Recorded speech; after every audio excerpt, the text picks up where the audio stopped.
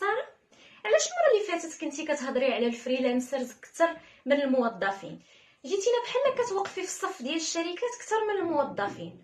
واش حنا مساكن اللي كنقلبوا على خدمه ما منحقناش ان حنايا نتوظفوا في شركات؟ واش ما محقناش واحد الدخل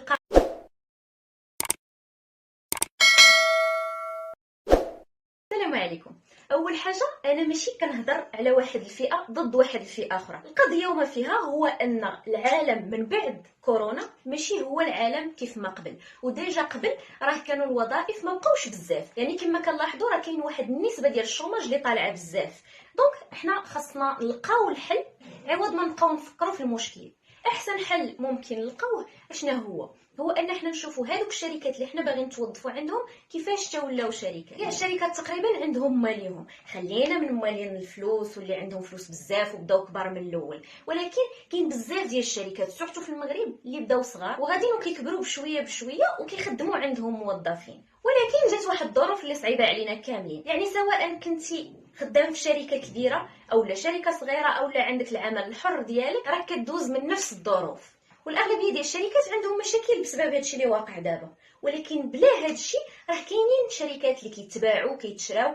مثلا كتكون واحد الشركه كبيره ملتي ناسيونال مثلا، ولكن كيوصل عليها واحد الوقت اللي كتباع، وهذوك اللي كيشريوها ما كيبغيوش الناس يكونوا خدامين عندهم بزاف، يعني كيحاولوا ما امكن انهم ينقصوا. دونك في هذه الحاله راه حتى باش تكون موظف راه انت ماشي في مأمن على انك واحد النهار تلقى راسك في الزنقه. دونك كل ما كنتي داير واحد العمل حر ديالك كل ما مزيان عليك. تقدر تكون مثلا موظف ولكن داير واحد العمل اللي كتخدمو اون فريلانس، مثلا في الوقت ديال الفراغ ديالك من مورا ما كترجع من الخدمه راك كتخدم مع ناس وحدين اخرين، سواء بحساب الخبره ديالك ولا بحساب داكشي اللي كتعرف دير. ممكن داكشي ما يكونش عنده علاقه بالمجال ديال الخدمه ديالك الى اخره. المهم هنا كيتطرح واحد السؤال، اشنا هما هاد الخدمات اللي ممكن حنا نخدموهم اون فريلانس ولا الا لقينا راسنا في الزنقه كيفاش غنديروا؟ انا مثلا واحد كنقلب على خدمه ولكن ما لقيتهاش، ولا كنت خدام وخرجت من خدمتي، اشنو غادي ندير في هذه الحاله؟ رد البال مثلا غير الاغلبيه ديال لي مارك راه واخا عاودوا حلوا ولكن باقيين كيخدموا غير بالسلعه القديمه، باقيين غير كيسولديو،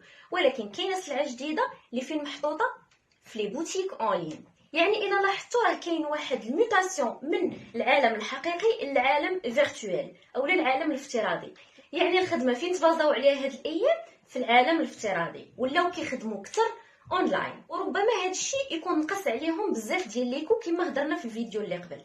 الوغ الحل اشنا هو؟ ربما كاين بعض الشركات اللي غادي يعجبهم الحل وغادي يبقاو خدامين غير اونلاين، ينقصوا مثلا الموظفين ديالهم الى اخره. دونك فين غادي تستثمر راسك؟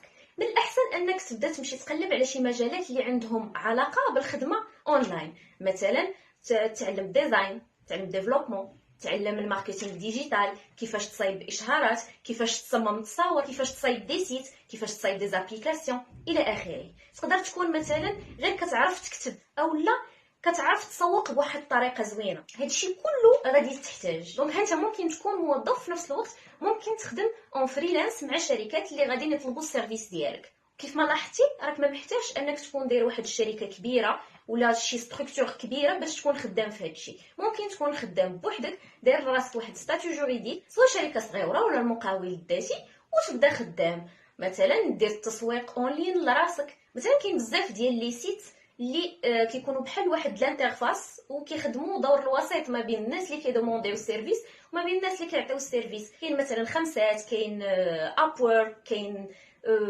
فايفر، كاين بزاف ديال المواقع.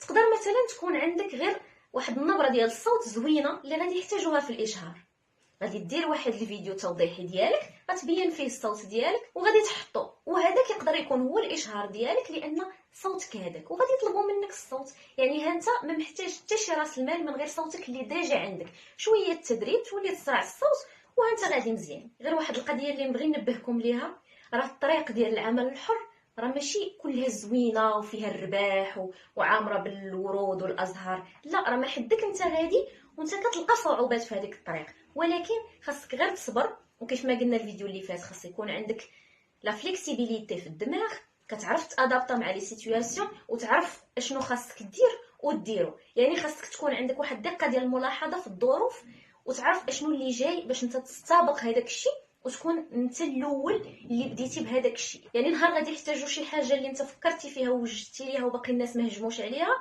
غتكون انت تقريبا الوحيد اللي كتعرف ديرها، ومن ثم غادي تكون سبقتي الناس الاخرين بزاف. دونك كخلاصه غادي نعطيكم واحد المثل اللي ربما تعقلوا عليه اكثر.